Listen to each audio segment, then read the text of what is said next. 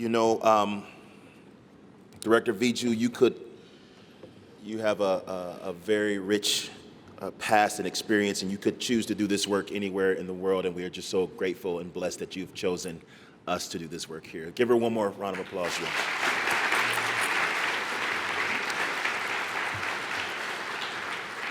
And now I would like to introduce our keynote speaker this morning, playwright, performer, educator, producer, Fanshen Cox. Fanshen has dedicated her life to fostering conversations that challenge and enlighten inclusive excellence. Through her powerful storytelling, Fanshen uses art to explore the intricate weaving of history, family, race, class, justice, and love, prompting us all to reflect on our own positions in society.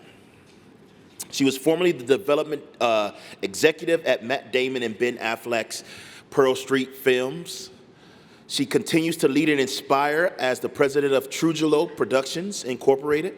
Moreover, her voice resonates not only through her impactful speeches and workshops, but also as the co-host of the Webby-nominated podcast, Sister Brunch, highlighting the successes of Black women and gender-expansive people in entertainment and in media.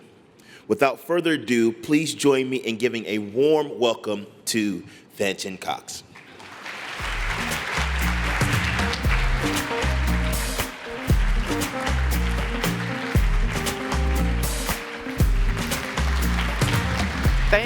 Thank you. Good morning, everyone. This has been an incredible few days for me already. I got in late Monday night, so I've had an opportunity to spend some time with a lot of you, and I'm so grateful. Angela, thank you so much. You saw my show many years ago, and I appreciate that you expressed how much it moved you, and that's why you kind of kept up with what I was doing, and I'm so grateful to you for inviting me. Christina, sister, thank you for all the times you had to wait many days for an email back from me. You've been wonderful. Thank you so much. What an incredible 2 days you all have organized. And Dr. Charleston, my goodness, what a pleasure to meet you. I'm honored to see your impact at this school and the DDEEA. Truly grateful to know you. I also want to acknowledge, as some of our other speakers have already done, the historical moment we're in, the challenging moment that we're in. And I especially want to acknowledge the very real social pain of misogynoir that had to do with the outcome of the election. And I think a lot of us are not acknowledging that enough. And I want to say to the Black women in this room, I see you, and we are not alone. All right, so this is an interactive keynote. As Dr. Charleston said, I am a former educator, so y'all know we get a lot of practice in group exercises. I'm a little rusty, it's been a while, but I am going to have you doing some group exercises. If you are only 2 people at a table, I am going to ask you, actually no. I'm going to ask all of you to get up and move around, because what I don't want to have happen is anybody sitting at a table and being across from somebody they know really well already. That's this whole table right here, my friends. So here's a few things. I'm going to give you some instructions. So first of all, when I count to 3, you are going to get up. You're going to go somewhere else. You are also going to make sure that there are at least 4 people at your table. You should have pen and paper. Everybody, I think, has got pen and paper at your tables, so you'll need those. Hold on, see? Rusty on the instructions as an educator. I know we don't do that. Also, we've got a little bell, a chime. Nathaniel, will you play that bell? When you hear that, that means come back, and I'll be giving further instructions. So when I count to 3, you will get up and move somewhere else. 1, 2, 3, let's go. At least 4 people at a table. Go meet somebody new.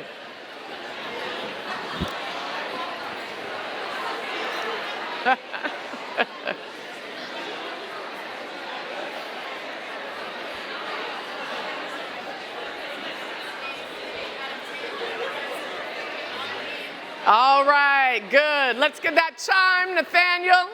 Let's see, there we go. All right, settle in, settle in. 4 people at a table. Settle in. Good. Chime one more time, Nathaniel. There we go. All right, good. Thank you.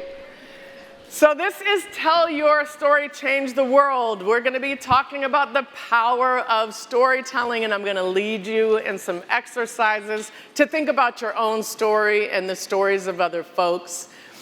And I want you to begin with the word stamina. Is this coming up? There we go. All right. So this is your first story, the story of stamina in your life. So what I want you to do, this you're going to do on your own. Everybody make sure you've got a piece of paper in front of you. You need that piece of paper there. I want you to write a definition for the word stamina.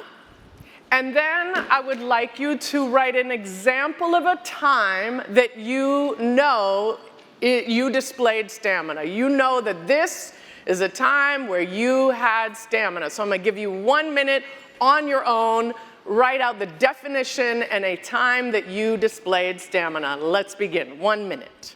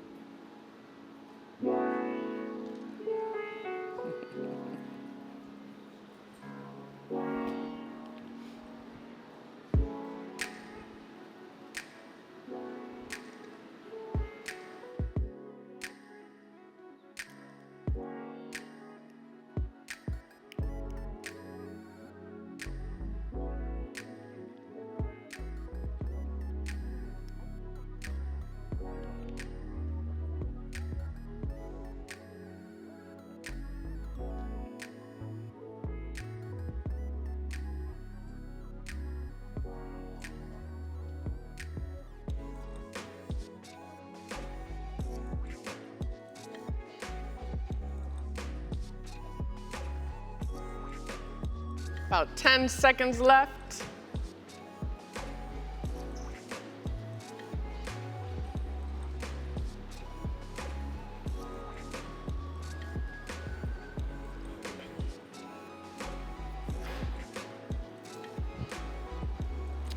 All right, so at your table, go ahead and discuss, first of all, that definition of stamina, and then each person at the table name that example that you have.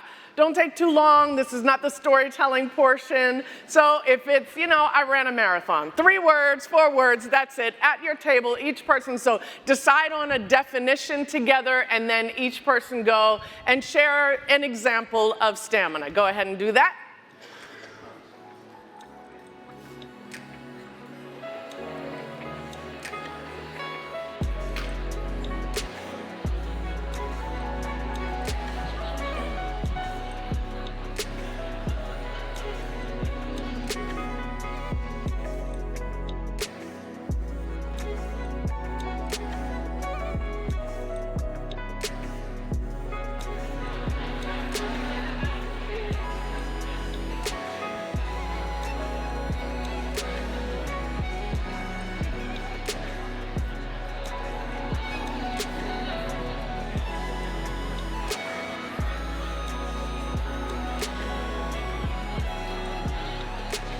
Make sure each person at the table shares their example.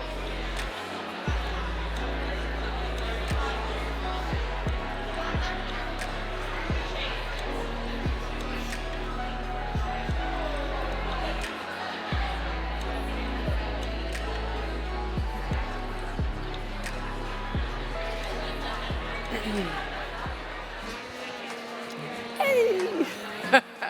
All right. Does everybody get a chance to share that example? If not, wrap it up. Each person, about 10 more seconds, share that example.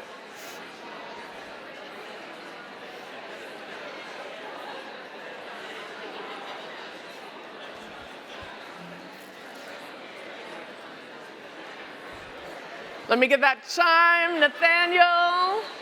Oh, that's good. All right, thank you. Awesome. So bring it on back. Thank you so much. I would love to hear some examples. Don't tell me your example. Tell me the example from someone else at your table. Go ahead and shout out an example that someone else gave you at your table. Childbirth. Childbirth, yes. I hear that one a lot. People with uteruses, that is one of those ones that we get a lot. Childbirth. Anything else? Anybody else that someone else gave at your table? What is it? I missed. Walking up Bascom Hill. Okay, I'm going to have to go do that before I leave today. All right, walking up Bascom. All right, nice. Anything else? Shout it out. School. Something about marriage, and yes, understood. I'm on my second one, so yes, I'm with you on that. Anybody else? Another one? Yes? Living with a chronic health condition. Awesome, thank you, absolutely. So we all know what stamina looks like. We've all agreed. There's a definition that we have, and everyone in this room has had to use it, has had to capitalize on that stamina. Awesome. Put that piece of paper to the side for a little bit, and I'm going to tell you a story. Have you ever heard this word or this name? Anybody? Raise your hand if you've heard it, besides the bio that we've read or once you saw me on this one. Okay. So I want to tell you about the story of my first name, Fanshen. But in order to do that, I actually have to tell you the story of two very important people in my life. And the first one is Mama Trudy. That's my mama. And if you ever met her, you didn't get to call her Ms. Trudy, Ms. Cox. You had to call her Mama Trudy. So Mama Trudy grew up in rural Oregon, a little tiny town. I think the population was all of about 1,000 people. And she grew up with a lot of challenges. There was alcoholism in her family. There was abuse. Her seventh stepfather threatened to kill her mother and her kids in one drunken night. And the way that Mama Trudy coped with this when she was little was to nurture animals. And so she lived on a farm, and this is how she was able to kind of escape from those challenges of life, is to nurture animals. And she took that nurturing into her eventual career. So I used to have a little red circle around her in this picture, and then I said, why did I need to do that? Because it's pretty clear who she is. Do y'all see her right there? Oh, hold on there. You do? You do? You see her? How'd you know? How'd you know? So Mama Trudy was the only white woman in her nursing class at Howard University. She didn't think anything of it. She just thought, I'm going to school. I love nurturing people and caring for people, and this is the thing I want to do. But later on in life, she became a lot more radical. She started to see inequities even there. She heard the stories of the women that she went to school with. And so later on in life, unfortunately, both of my parents ended up having dementia. And my mother ended up in Boston, which is where I grew up, in Cambridge, near Cambridge, Massachusetts. But she was in Boston. Anybody here been to Boston before? You know it? What's the first word that comes to your mind when you say Boston? Probably racist. Okay. All right, we have a reputation in Boston for being a pretty racist city.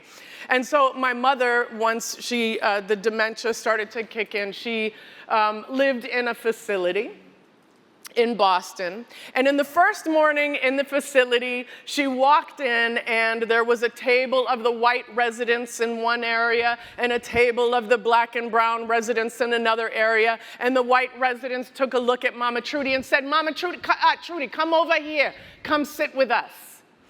And my mother, never having met a stranger, went over and hung out with them and enjoyed her breakfast that morning. But the next morning, she walked in to the cafeteria wearing her Malcolm X by any means necessary shirt and made a beeline for the black and brown residents and spent the rest of her time there with them. That's my mama Trudy. My father is Winston Barrington Cox. He's a Jamaican man, came here for school in the 50s. And in Jamaica, he had a lot of influence from the Black Power movement. He had influence from Marcus Garvey. And also he learned a lot, and they were proud of a group of escaped slaves, enslaved people, called the Maroons. And they fought against their enslavers and created a community in the mountains and were never again taken over by their enslavers. And this is that context in which both of my parents, that story in which both of my parents eventually met. At the University of Oregon, my mother was my father's TA for his political science class. And they fell in love. And they got married at a time when interracial marriage was still illegal in 16 US states until the Loving versus Virginia decision in 1967. So this is the context in which they met. They became Black Panthers together. They went to, they protested together. They started to understand that they wanted to help make change in the world. And then they started reading up on where could they raise their kids. They wanted to understand where could they find a place that was going to be free from racial oppression and class oppression. And so they started to do some research and look at different options. And they read this book called Fanshen. By the way, Fanshen is my Black vernacular Danish, Jamaican, Cherokee, Native American pronunciation of a Chinese word. So the beginning of Fanshen says, every revolution creates new words, and the Chinese Revolution created a whole new vocabulary. So this book is written by an American author who went and lived in a small village in China. And this small village took on this word, Fanshen. And so a most important word in this new vocabulary, this new revolutionary vocabulary, was Fanshen. Literally, it means to turn the body or to turn over. But to China's hundreds of millions of landless and land-poor peasants, it meant to stand up, to throw off the landlord yoke, to abolish what they called word blindness and learn to read, to establish equality between the sexes. But it meant much, much more than this. It meant to enter a new world. And this is what my parents were hoping to do by getting married at a time when it was still illegal, by having children and naming their children after powerful symbols to say, let's help enter a new world. So I'm kind of lucky, right? I mean, I wasn't lucky in kindergarten when I said, my name is Fanshen, and then I had to explain it, and then I said it means enter a new world, and people were like, what does that mean? And a lot of people ended up calling me Fashion and Francine and all kinds of different things. But I understood as an adult how powerful this was, and so I started to share this name story, and then I'd always say, and what's your name story? And people said, no, I don't have an interesting name. And then I'd ask, and I'd dig in, and I understood more and more the power of our first names alone, whether we think there's a story behind it or not. So you're going to tell the story of your first name. So I'm going to give you a couple minutes. This time you get 2 minutes of quiet reflection time. Also, folks at home, I should have said, I know many of you are watching from home. Take this opportunity. If you've got someone there with you in the times that we're sharing together, do that. If not, take this opportunity to reflect. So let's just begin with another writing exercise. Grab that paper and write who named you. Write a little bit about who named you, when they named you, what was happening in the world at the time, and why did they give you that name? 2 minutes.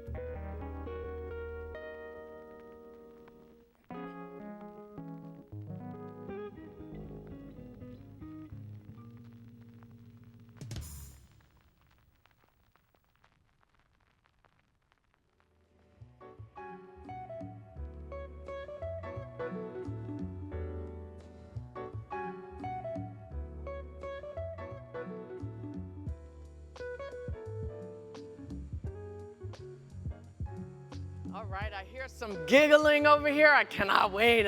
This is when I always wish we could all share these stories together. I like this when question a lot because I know for me, I had to think about, when my parents were naming me, there were all these things happening in the world. There's a reason that it was that timing that they gave me my name. I hope, and another piece of this exercise I do when I do workshops on this, I have people look up what kinds of historical events were happening at the time that your parents or your grandmother or your cousins, whoever named you, whoever came up with your name, what kinds of things were happening at that time?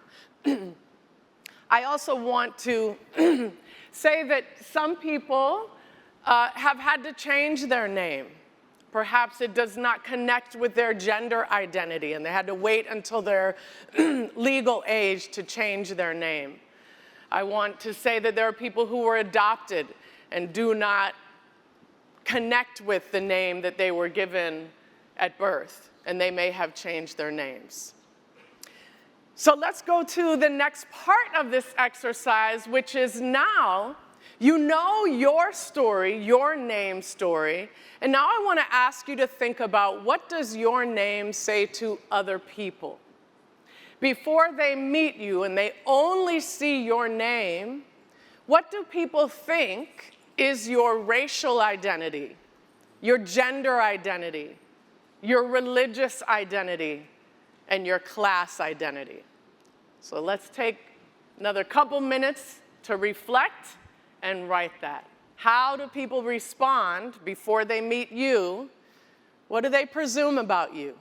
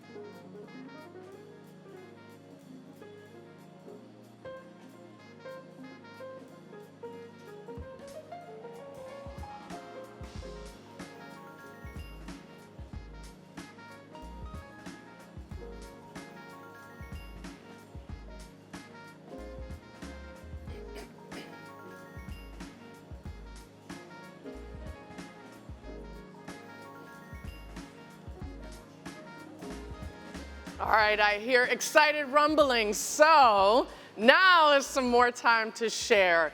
Take about 1 minute per person at the table. Someone help time it, just to keep everybody. Make sure everybody has an opportunity to share just at least one or two of these that stood out for you when you thought about how do other people respond? What do they assume about you when they hear your name? Go ahead at your tables. So this is a 5-minute where each person at the table has an opportunity to share.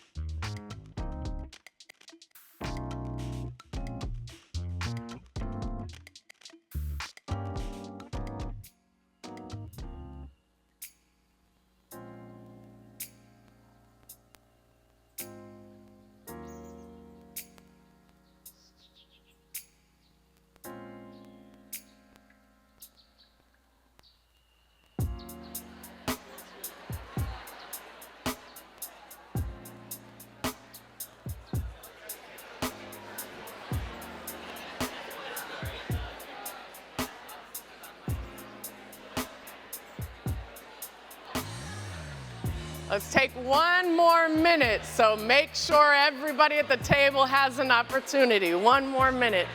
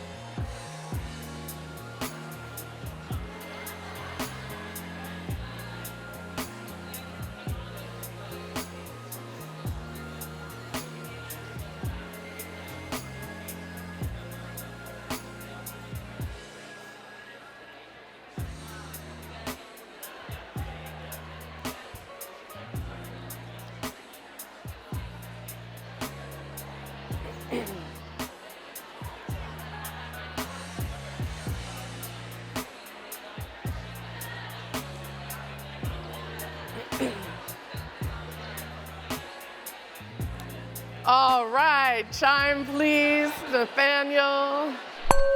Thank you, yes. Yes, I love that buzz in the room. Do you know what you are doing right now? You are making change. You are helping one another to enter into new worlds just by sharing that story. When we have more time and we do this in a workshop setting, we have the opportunity for everyone to share insights that you gain from thinking about your privilege, thinking about, oh, how lucky you might be if your name says to other people exactly how you identify in all of these ways, or how challenging it is if your name does not. Because we had no control over our first names. Somebody else chose it for us at a different time in our lives. And how powerful is that? It's so powerful that we are now talking about, psychologists are talking about the power of these stories. And all of us have this original story right here of something we carry with us all day, every day. I know there are some psychology folks in the room, some professors, maybe some students, and there's a really wonderful, exciting, burgeoning area of study on the power of storytelling. If you like to listen to podcasts, there's a great episode on Hidden Brain on this. But we are able to change our lives by telling stories. I encourage you to use this name exercise in your classes, first day of class, first time you're meeting a new group of faculty, because you have an ability to help change just from that start of your classes or the start of getting to know new people. We can define ourselves. They're using it a lot in looking at people with addiction and how the story that you tell about yourself and your addiction can change just by how you tell that story. Extremely powerful. So I'm going to tell you a little bit more about my story now. So this is me in high school. So since I was really little, I wanted to be an actor. I loved performance. I was like in the second grade, the Nutcracker, and I remember just being on stage and seeing how powerful it was to tell a story. And we were moving people just like that. And I was really lucky to go to a high school that also really honored storytelling. And we had an incredible theater department. And this is one of the plays that we wrote together with our drama teacher. And the beautiful thing about our theater teachers, our drama teachers in school, is that they recognized that the kids that had the most powerful stories to tell were not the kids like me who knew since we were little that we wanted to be actors, or not the kids who had access to doing acting classes or singing classes or music classes after school. In fact, this is a play that we wrote with our teacher, and this kid here, his name was Alex Albergo, and he was the quarterback of the football team. But our drama teacher said, we're not going to give all you kids who want to be actors, we're not going to give you the lead roles. We're going to give it to Alex. We're going to bring Alex in. We're going to listen to Alex's story, and we are going to tell a story together. And his story is so powerful and important.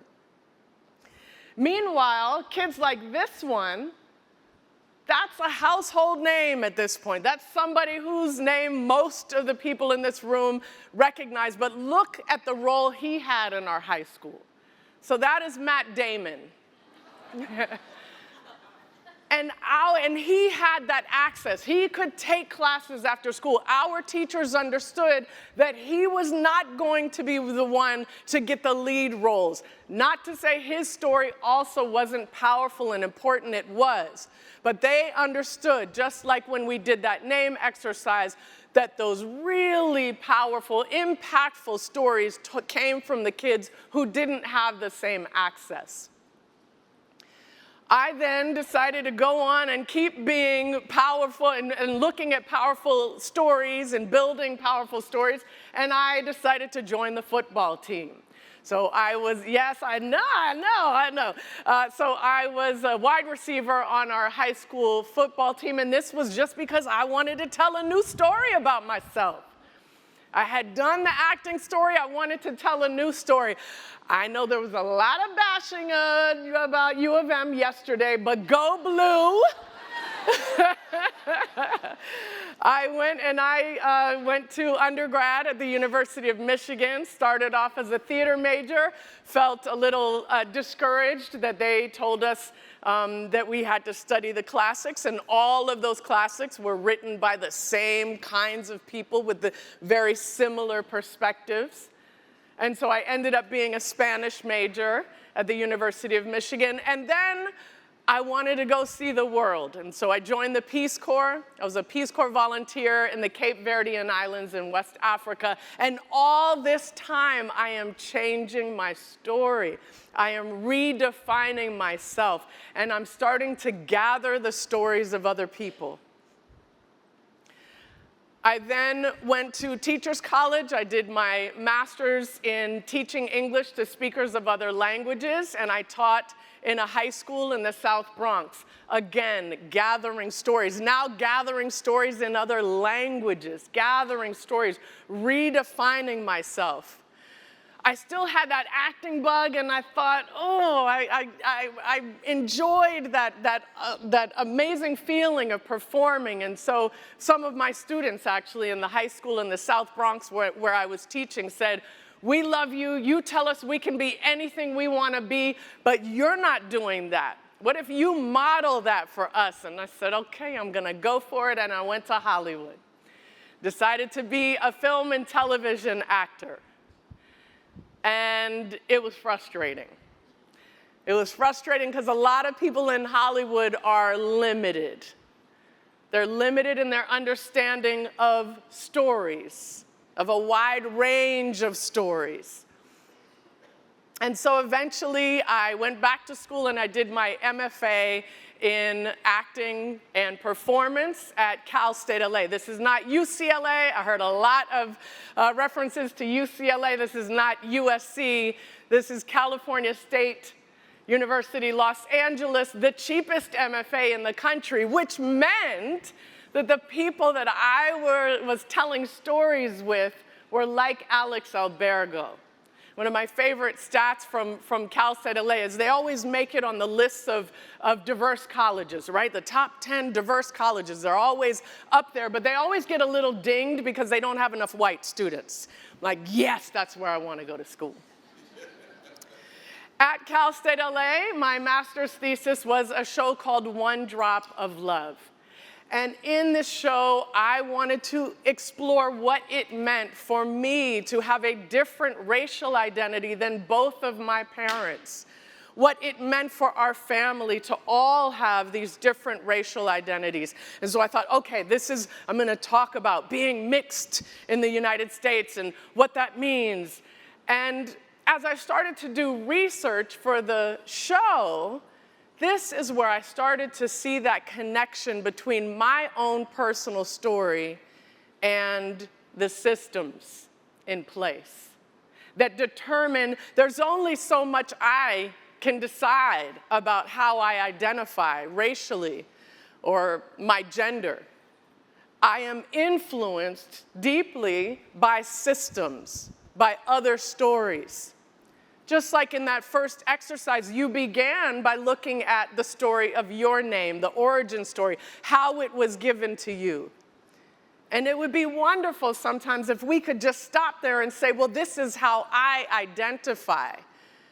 But then that next exercise was, what does that say to other people? It doesn't matter what your parents hoped for you to, the kind of life they hoped for you to live. Because other people have other ideas. And so there's this meme that I share all the time when I do these workshops and facilitations that really, I think, gets to the heart of this. because I can all day say that I am proud of who I am and what my parents raised me to be. But then there's the outside world. There are others. There are other individuals, and there are other stories. And so I started to realize the importance of always connecting the personal with the collective. Because when we just stick with just the personal, we are missing a huge influence in our lives and in the lives of others. So I'm going to tell you another story, the story of Takao Ozawa and Bhagat Singh Thind. Raise your hand if you know this story. Okay, all right. So as recently as the 1920s, in order to become a naturalized US citizen, so if you immigrated to this country from somewhere else, as recently as the 1920s, the only way that you could become a US citizen was to prove that you were white. I'm going to say it again because I say it so many times and I tell this story so many times, but I still can't wrap my head around the fact that as recently as the 1920s, the only way you could become a naturalized citizen and enjoy all of the rights, all of the opportunities of being a citizen was if you could prove that you were white. A name, by the way. White is a name. And so Takao Ozawa was a Japanese man who came here, immigrated here for school. He went to Cal Berkeley, and he loved being in the United States. He relished being an American. He wanted his citizenship. He married a Japanese woman, but he only allowed them to speak English at home. They lived in an all-white neighborhood. They went to an all-white church, and he decided he wanted to become a citizen. But he couldn't because the lower courts kept telling him, "You are not white." He took his case all the way to the Supreme Court. And the Supreme Court deliberated. They listened to him. He even said in his defense, in the Supreme Court, "I don't go outside. I stay away from the sun. That's how white I am." And the Supreme Court deliberated, and then the justices go, and they talk about it, and they come back, and they say, "No. Takao Ozawa, you are definitely not white." And we are basing our decision on scientists, and scientists are very, very clear that in order to be white, you need to have heritage from the Caucasus Mountain region. You are Japanese, Japan is not part of the Caucasus Mountain region, you are not white, we are denying your citizenship. Well, during Ozawa's trial, a man named Bhagat Singh Thind is watching very intently and carefully because his trial before the Supreme Court is about to come up. He is an Indian man, born in India, but in India, caste is what matters, and this man has money. And so for all he's concerned, he is pretty much white in India. He's been here, he's a wealthy businessman, he sees how important money is in this country. He's watching this trial. It's 3 months later, and the best thing that he has is that where he's born is part of the Caucasus Mountain region. So he's like, "I'm good." And this is just 3 months later. So he goes, he tells the court how much money he has, that in India he is basically considered white, and the judges go and they deliberate and they come back and they say, "No, we are denying you your citizenship because you are not white." And in this case, we are no longer referencing the scientists who talked about the Caucasus Mountain region, and instead we are relying on the common man. and the common man knows that you are not white. This decision, and so many decisions prior to this, have everything to do with every bit of every day, of every resource of our lives. The name white, the name Caucasian determines everything. It did in your exercise. Some of you, when you talked about your racial identity, you said, people think I'm white, or I am white, and that's what my name says to people. What does that say? That a name, a word determines everything, and it's a lie. Did I hear a little clap on that? We can all, hey. It's a lie. Our own Supreme Court, our courts have never, ever been able, despite trying very hard, have never been able to prove what white is. They only say they can prove what white isn't. So I always recommend, think about that the next time you say Caucasian. A little bit more about my story. So I did my one-woman show. It ended up being pretty successful. Ben Affleck and Matt Damon, who again I grew up with, came on board as executive producers, and that was very helpful. I got to take the show across the country for 7 years. But I started to think about, okay, I'm sharing this personal story and I'm sharing these collective stories, and what happens if the powerful people, the people who have been named the lie white, or been given, had resources, access to resources, what if they used that power to help make change? So Ben and Matt and I got together with a researcher at USC named Dr. Stacy Smith, and she does analysis on representation in the industry, and it's bad. I don't have to tell y'all, I'm sure you watch film and television, it's bad. Every time, every 6 months, they come out with a new study that says in the industry, the representation on camera and off camera is bad. It does not look like what this world looks like. And so we got together with Dr. Smith and we said, what can we do? Ben and Matt want to help with that. And she gave us this idea. She said, if you add a clause to your contract every time you are negotiating with a studio that says that you expect that studio to commit to a process of inclusive hiring, we can actually help make change. We brought on an incredible civil rights attorney named Kalpana Kodagal, who wrote the legal language for us to create a template for Ben and Matt to take into their negotiations every time they're talking about a new project with a studio, and they say, we would like you to use this legal process for inclusive hiring.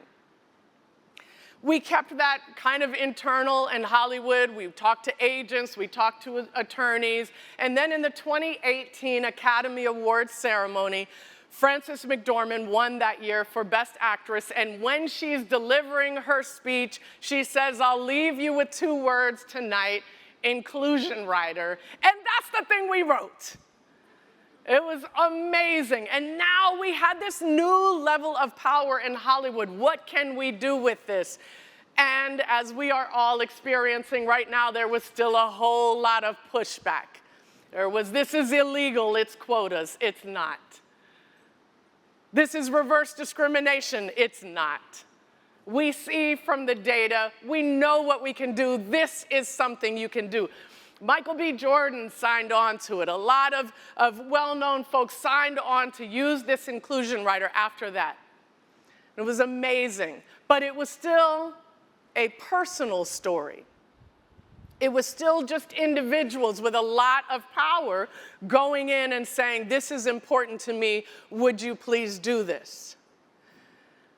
And then, when the amazing unifying protests happened, that were around the murder of George Floyd, we understood that this cannot just be personal anymore.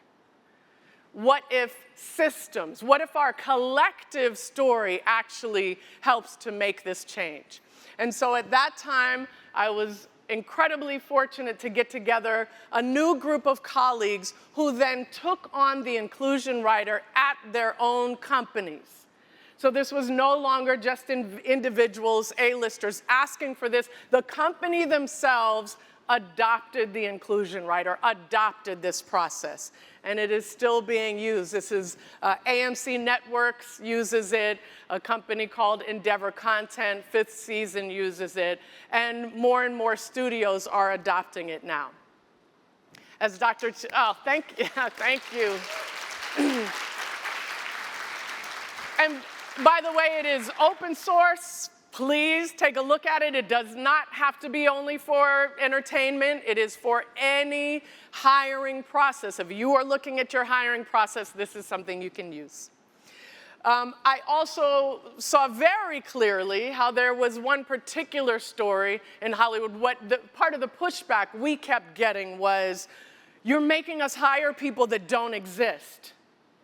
There aren't black and brown cinematographers. There aren't black and brown producers. I mean, what are we supposed to do?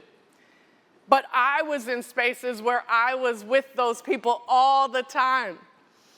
They were experts in line producing, which is kind of the accountant of a film. They were experts in being gaffers, which is the person who lights the film, who makes, and therefore, when we understand different skin tones, we can light better. They were experts in this, and I was meeting them, and I said, we need to share their stories, and I created the podcast Sister Brunch with other sisters to share the stories of black women and gender expansive people in the industry, to say, you cannot tell us that we don't exist. Here we are. There are people you can hire. I then created my production company called Trujillo, again thinking about, what if we are the ones that help tell these stories? And now I am at the California Film Commission, and I am incredibly proud, and I'm not sure if my parents are proud of me that I'm working for the government now. I don't know if that's what they wanted for me. But in California, we have a tax credit program, so we want to encourage productions to stay in California. Right now, there's a lot of competition with Georgia and New York, and so we have a tax credit incentive program to keep productions there. However, also in 2020, a number of legislators in California said, stop giving these studios tax credits if they are not hiring inclusively. If their sets, their cast and crew do not reflect what the world looks like, stop hiring them. And so our governor and our legislature put into law SB 132, which says that productions do not get to receive their full tax credit amount unless they go through a process of goal setting and reflection and a final report. Basically, the inclusion writer. Thank you. So that's the work we're doing now. That's how we went from the personal to these systems, to looking at the systems. And both of them matter. That origin story you have for your name matters. It's so important. And so does connecting it to the systems, to the collective stories.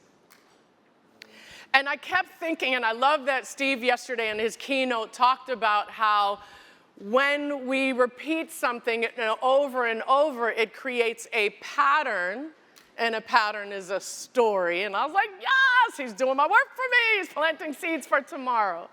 And I've been thinking a lot about the pattern. What makes an impactful story? What's the difference between a story that is just a, kind of something that feels good, and you leave the theater and you're like, I had fun, and we need that too. But what about an impactful story?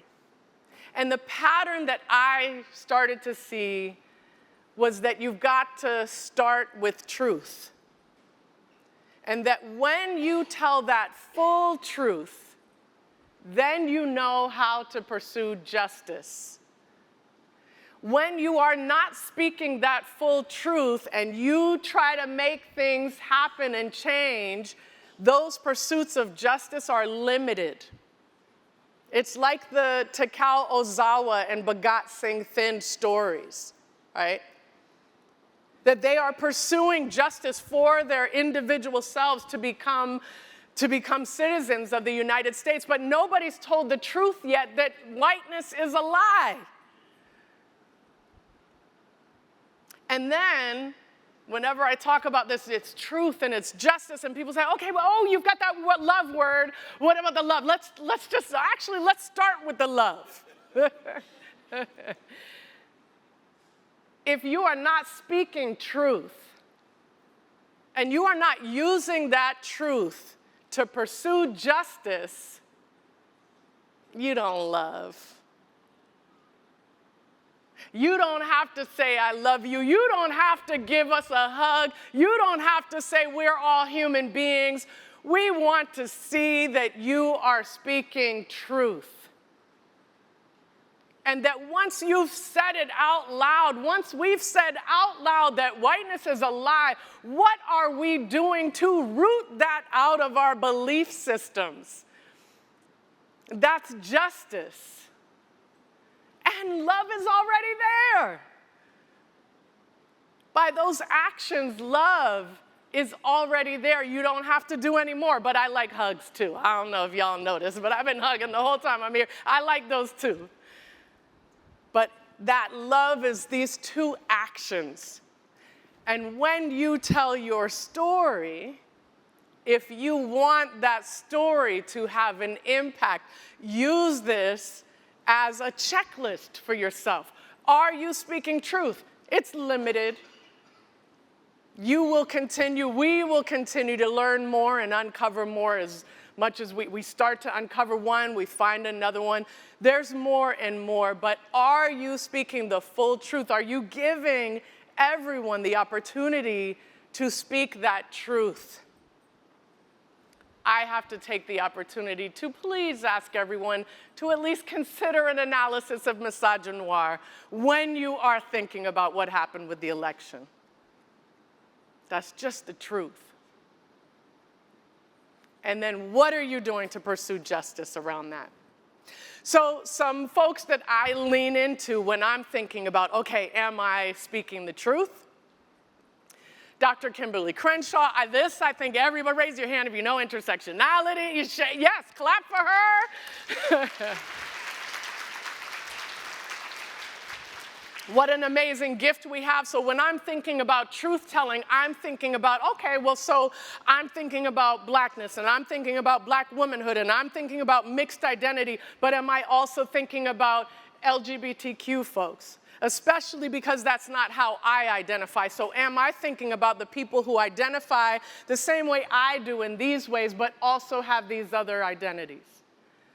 Am I thinking about people with disabilities? Am I thinking about people for whom English is their second or third or fourth language? Am I including that in all that I'm looking at? Am I being intersectional? That's where that truth lies. Justice, something that I discovered after I've been doing this for a while, is standpoint theory. Raise your hand if you've heard standpoint theory. Yeah, I love this one. So Sandra Harding was a feminist, and this was originally a feminist theory, and it essentially says that the more marginalized you are, so we take those intersecting identities, right? The more marginalized you are, you have the viewpoint of everybody else because you need it to survive. So when you are marginalized, you see everybody else's perspectives. You see the perspectives of the privileged. It's in front of you all day, every day. But if you are there, you are part of that privileged, you are not seeing the folks behind you. And so the people, the voices, the perspectives that you need to hear from are those perspectives that have that standpoint.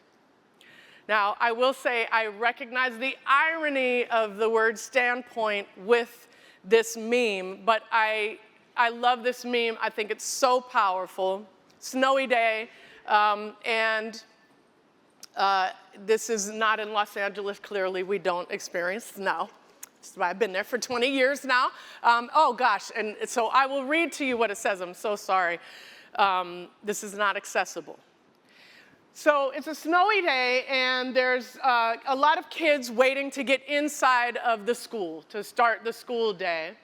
And there's a janitor who's there, and he's shoveling the snow. And then there's a boy in a wheelchair, and he's waiting at the ramp.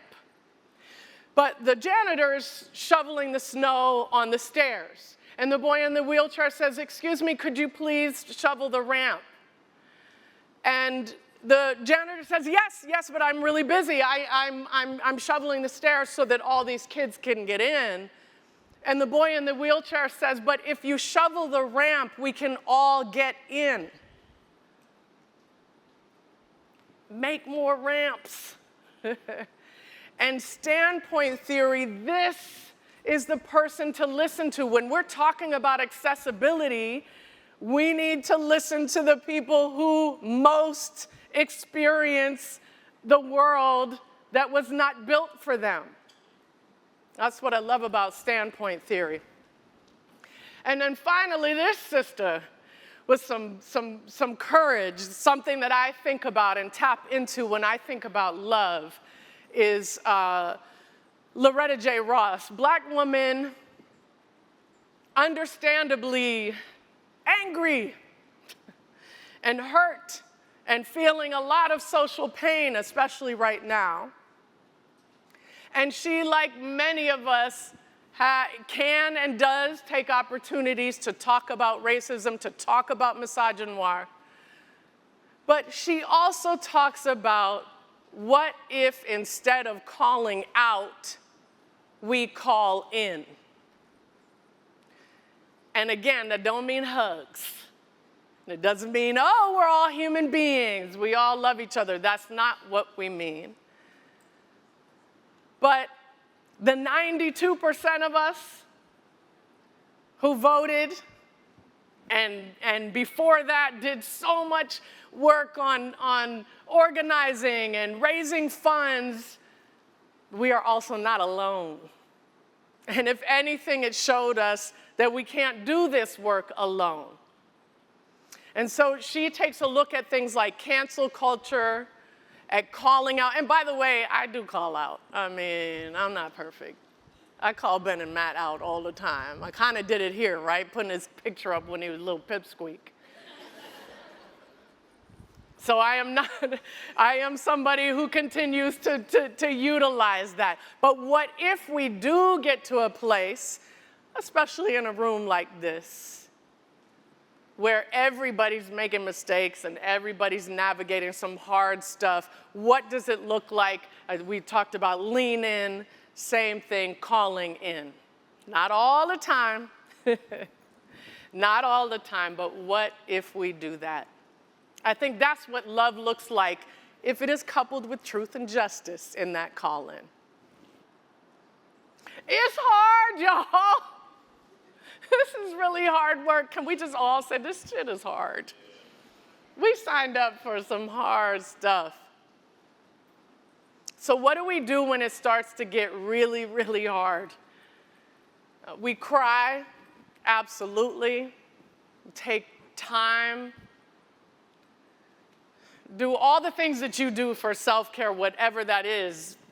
Not hang out with folks that make you angry. I done cut off most of my mom's side of the family. I'm gonna just be honest, right? And that's me for my self-care. I'm not calling them in right now. But then I'm like, then we got work to do. We got work to do. So I'd like you to go around the table and one more time tell each other, what was that thing that displays stamina for you? Go ahead and tell everybody at that table, what is that example of stamina for you? Go ahead, tell everybody at the table. Say it again. What is the example of stamina that you have?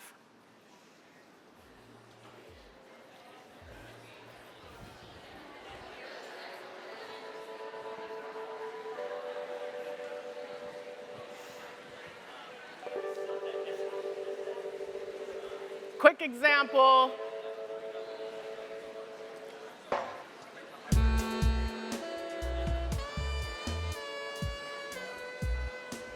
All right, we know what it looks like. We know what it feels like. Hang in there, y'all. Hang in there. Tell your story. Remember, it is not just your story. It is connected to a collective. It is connected to systems. It's connected to institutions. It's connected to historical context. Tell your story with truth, justice, and love. Do it with stamina after you take breaks. And I promise you, you will help change the world. Thank you all so much.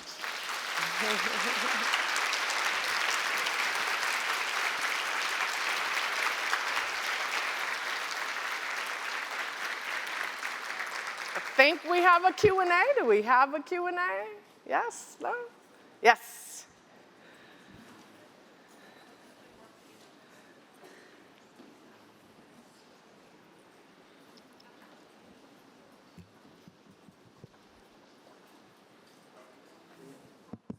Hello? Hi, Jordan. Yes. Absolutely. Thank you. You want me to sit there with you? Okay. Thank you once again, Fanshen, for that incredible and insightful address. My name is Jordan Edwards. I'm a he, him pronouns. I'm a junior majoring in computer science. I am a Posse scholar as well as Posse ambassador. Yes. Wait. I need the story. You can't just say that. What's that mean? Oh, okay. So Posse is a leadership scholarship where they take students from different cities and they bring them to universities and just provide them with opportunities just to excel at their respective universities. Yes. I'm part of the Chicago 21 Posse, so Yes. that's my city and that's my posse. Yes. And then shout out my director and manager for being in the crowd as well, Dr. DJ and Chris. Hey. I'm also a brother of the Gamma Epsilon chapter of Alpha Phi Alpha Fraternity Incorporated, and I'm the social chair for the National Society of Black Engineers. So I spend a lot of my time here building community on campus. Yes. Love it. Yes. So Fanshen, I'll just be asking you a few questions, and if we have time, we'll give the audience a chance to ask questions as well. And then the audience can submit questions via the QR codes in the room. So let's get started. It's so exciting. Me too. So for first question, Fanshen, you mentioned the three elements, truth, justice, and love, our guide in having an impact in our community, in storytelling, and fostering a sense of belonging. How do you maintain this balance when addressing difficult or controversial topics? And what advice would you give someone who's looking to incorporate these values into their work? Yeah, I mean, as I said in that exercise around stamina, and it doesn't mean, I just want to reiterate, this does not mean that we need to be strong and have stamina all the time, right? It means that we need to take breaks. So I think a big piece of it is taking breaks in between. And I know when I need a break, when, for example, when I start to call people out. I don't use Twitter anymore, but like Blue Sky, anybody on Blue Sky? It's a new good place to be. When I start to outwardly do things that are not kind of truth, justice, love oriented, that's when I know I need to take a break, need to step away a little bit. But that always then, I always find my way back into that kind of storytelling. So. Yeah, so it's kind of like knowing your boundaries, knowing you have to take a step back and like bring yourself back together. Because if you're not your full self while you're out there, then you're not really creating the change that you want to. What do you do for it? That's a great question. I mean, in my perspective, classes are very difficult. Navigating space is very hard. So I'll just tell my communities, okay, just give me a minute. I need to take a step back. Yes. Usually, whenever I'm, something's going on, it's probably because I'm hungry. So I'll make sure I grab Yes, yes, sleep and food, right? sleep and Yeah, food, two most yeah. important things. If I'm, not really feeling well, let me get some sleep. Let me get something to eat, and then we'll come back and see how I feel. And Nice. 9 times out of 10, that's usually what the issue is. So Yes. just take my step back and take my breaks. Love it. There you go. Truth, justice, love, sleep, eat. Let's add those. So for our second question, Fanshen, can you share a pivotal moment in your career that ignited your passion for using storytelling to drive social change? I talked about it a little bit. I mean, I think it was that moment when I was, a lot of people do one-person shows.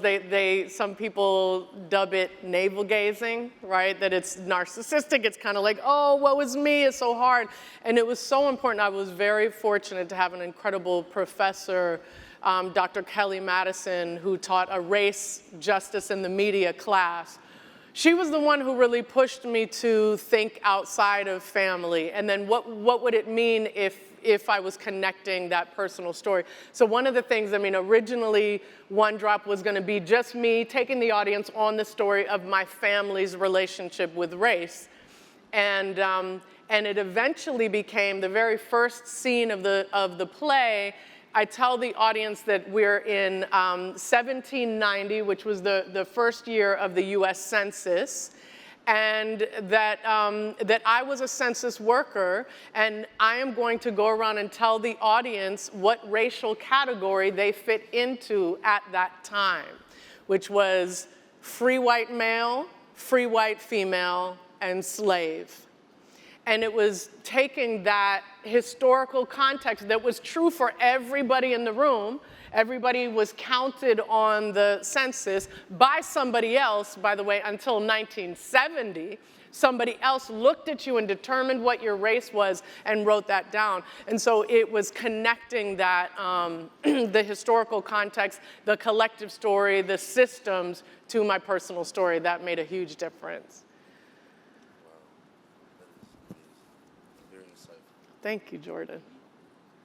So for the third question, it's very clear that you've seen firsthand the impact of narratives, the impact that narratives can have on systemic change.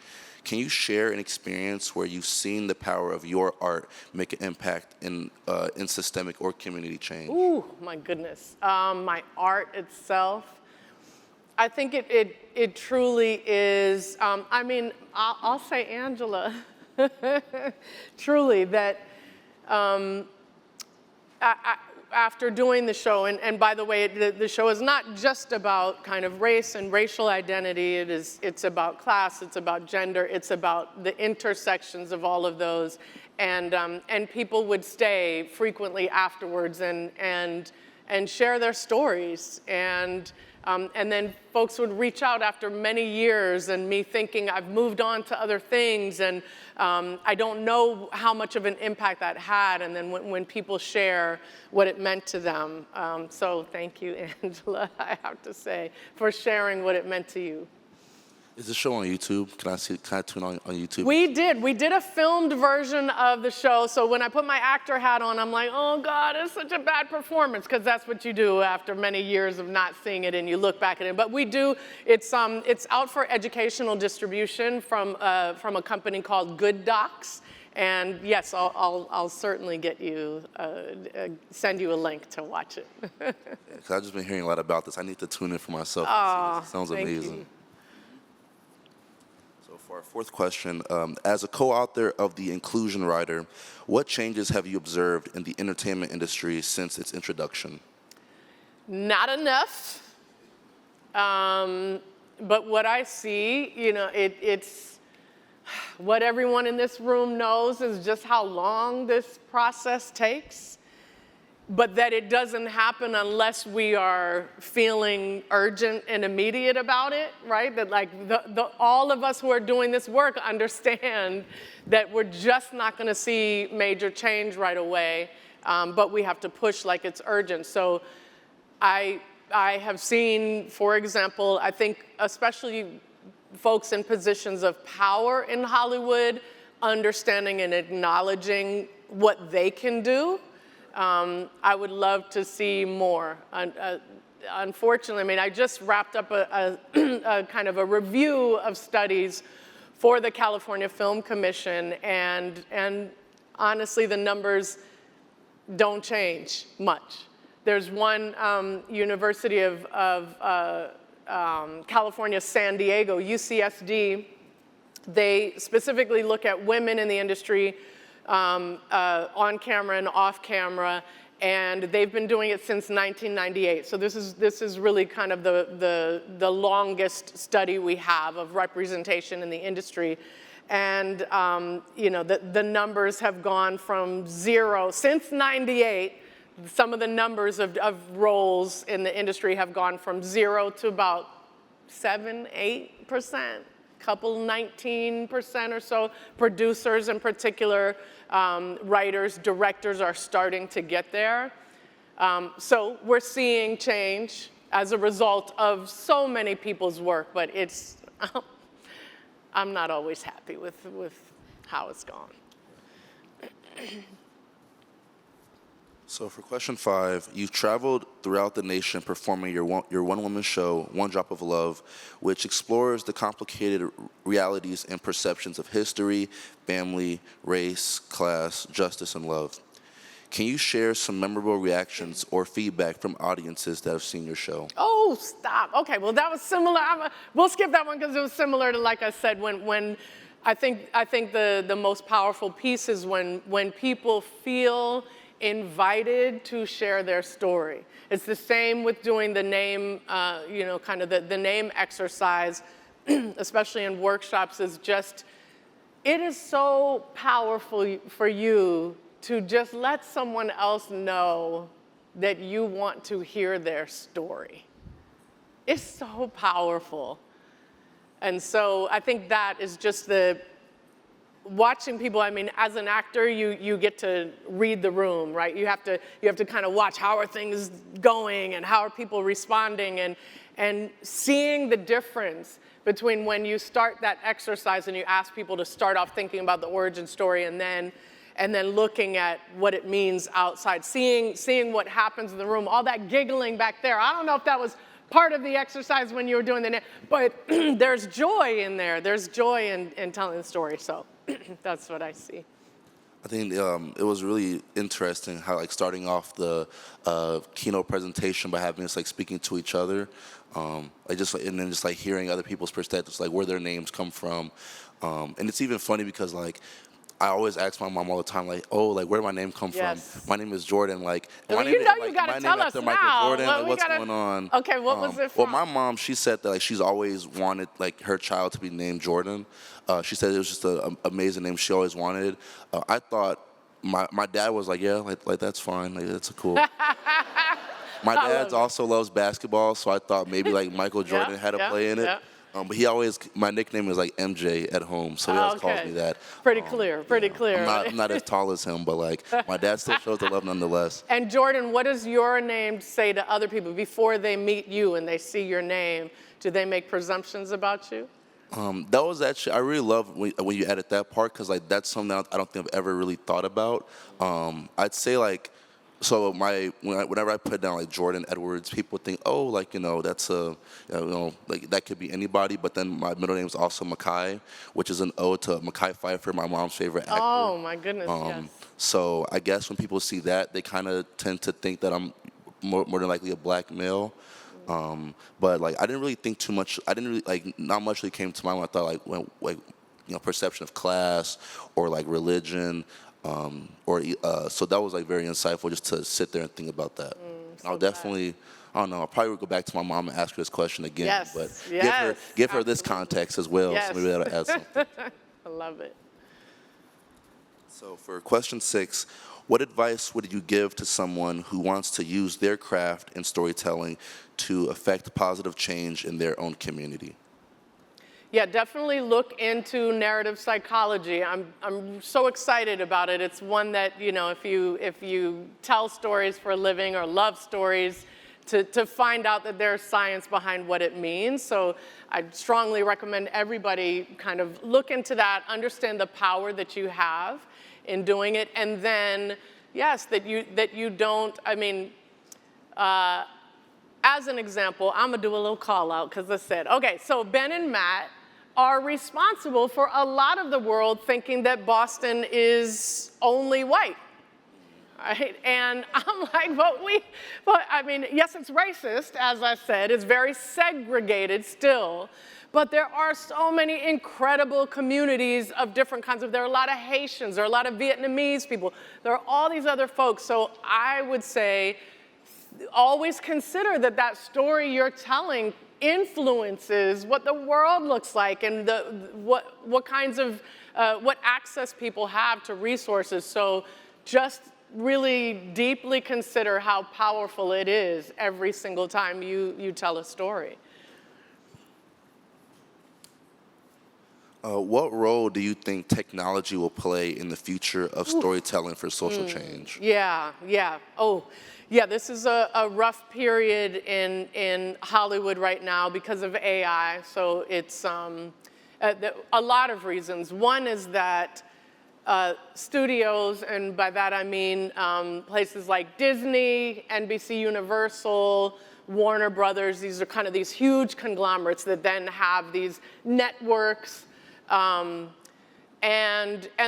they've continued a very kind of traditional way of delivering content, stories. Meanwhile, we have YouTube and we have TikTok and we have all these ways that you know, especially young people, but lots of people are now saying, you know what, I don't have to beg a studio to tell my story. I don't have to beg a network to tell my story. I'm carrying a studio in my pocket on my phone, right? And so in some ways that's really exciting. In a lot of ways for me, it's really exciting because we get to remove some power from the traditional gatekeepers to say, no, you don't get to determine whether I'm going to tell my story, how I'm going to tell it. But now with AI coming in, the studios were already kind of behind. They do still have the money, which makes them powerful. And they are all now, despite kind of early promises that they wouldn't use AI, that they would continue to hire folks, they're not doing that. They are adopting AI as a storytelling tool.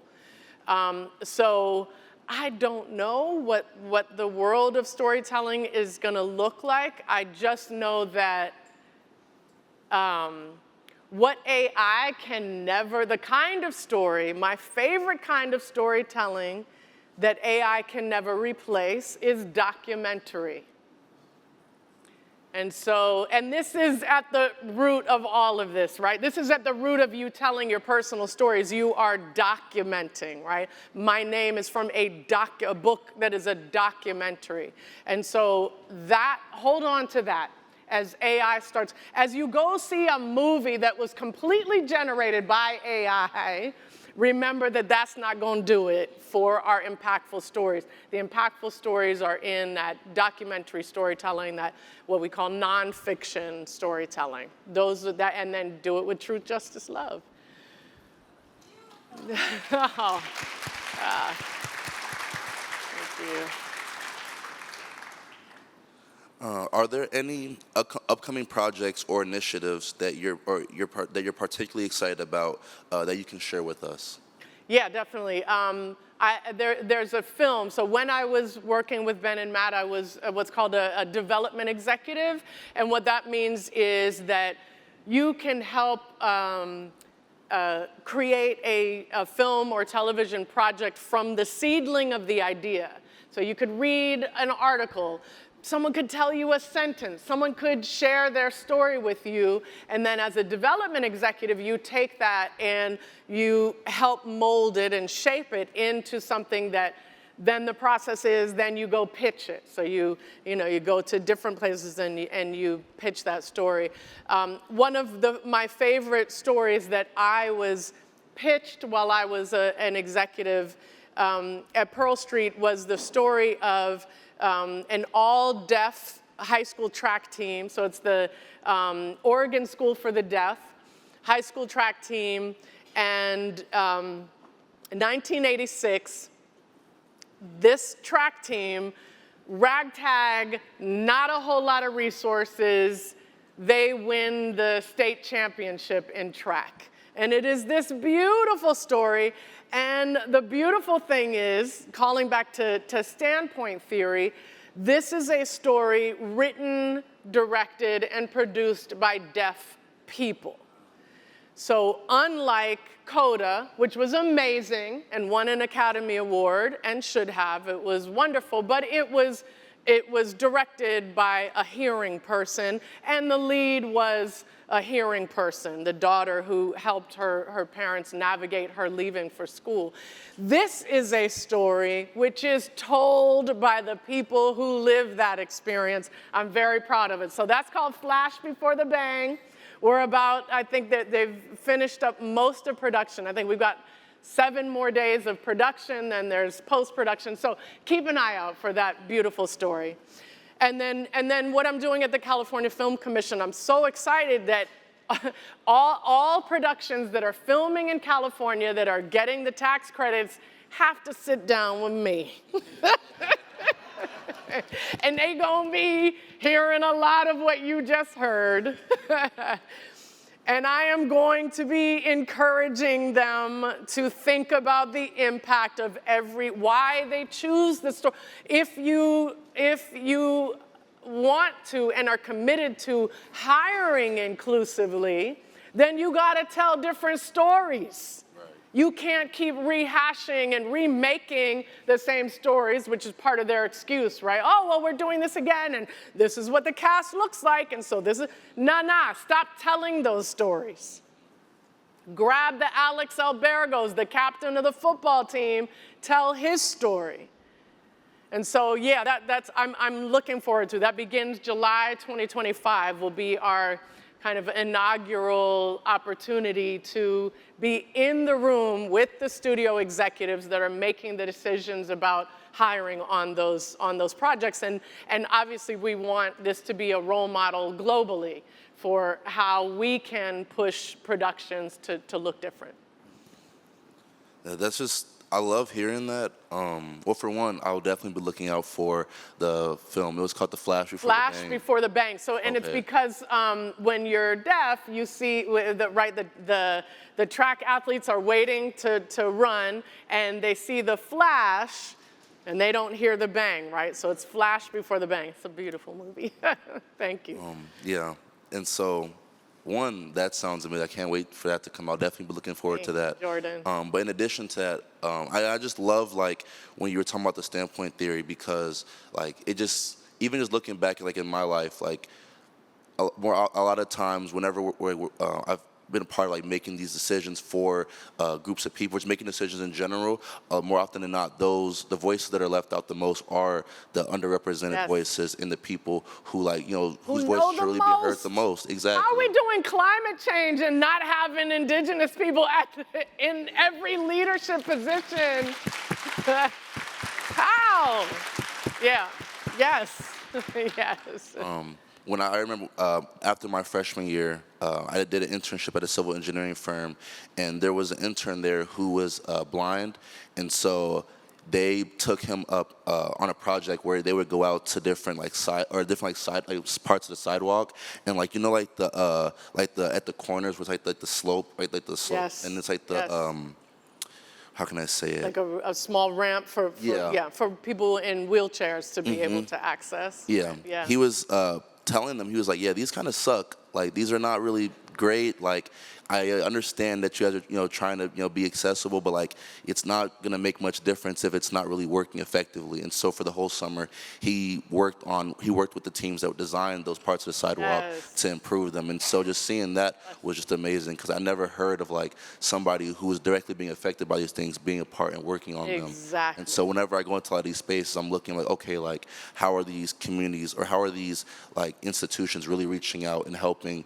these people? But more importantly, how are they bringing them apart to design them, because they know best more than anybody. So I love Jordan. your I love perspective that. of that. Thank you for that example. That's yes. amazing. Yes. And so those are all the questions that I have. Will we be Okay, so these are the Oh, crowd yes, questions. some questions from. And first, just want to start and thank some of our participants engaging online because they've shared with us UW-Madison Libraries provides access to One Drop of Love from DocuSeek. So we will put the link to that in the chat, but it is accessible through our Madison libraries. And we probably only have time for one more question. So thank you to everyone who submitted. What I'm going to ask is, what are some ethical considerations you have had when telling stories of others, especially stories of marginalized communities where you might be seen as the outsider? Yes, consent, when it comes to telling someone else's story. And that includes my parents, right? So when I was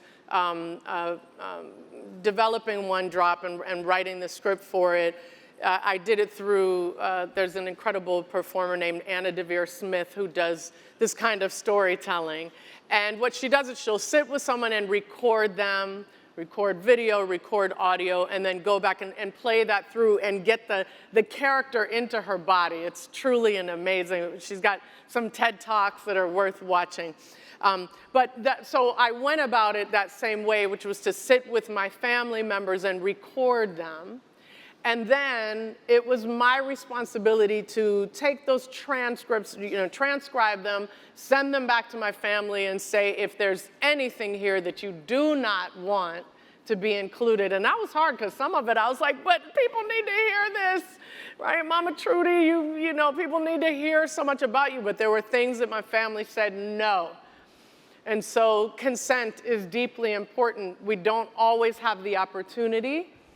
And in those cases, having grace with ourselves, but also apologizing if we do tell a story that we shouldn't have told, and figuring out how to get back to love with that. But consent in storytelling, all you can to reach out and make sure that you are not causing more harm in telling that story. And I know, I'm sure you all talk a lot about trigger warnings. I think there's a space for that, as well as letting folks know that they're about to hear some hard things or things that might further trauma. So those are things I certainly work on. I think that's all. Tell your story, y'all. Tell your story. Change the world, y'all. Thank you, Jordan. You're awesome. We're good to meet you. Please, and feel free. I'll give you my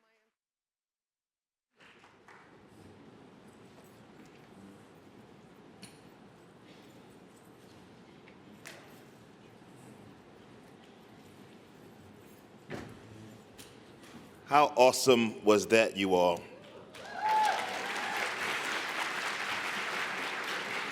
I'm often reminded when I see folks like Jordan Edwards. We've talked a lot about the headwinds we're facing, and you can't do this work unless you are an optimist. You have to know and hope and believe that things will change. Jordan right now is showing some exemplary leadership already, and his desire to use technology to enhance the outcomes of vulnerable populations makes me know that we're going to be all right in the future. So we'll forgive him for pledging Alpha instead of Kappa, but he's still okay. He's still okay.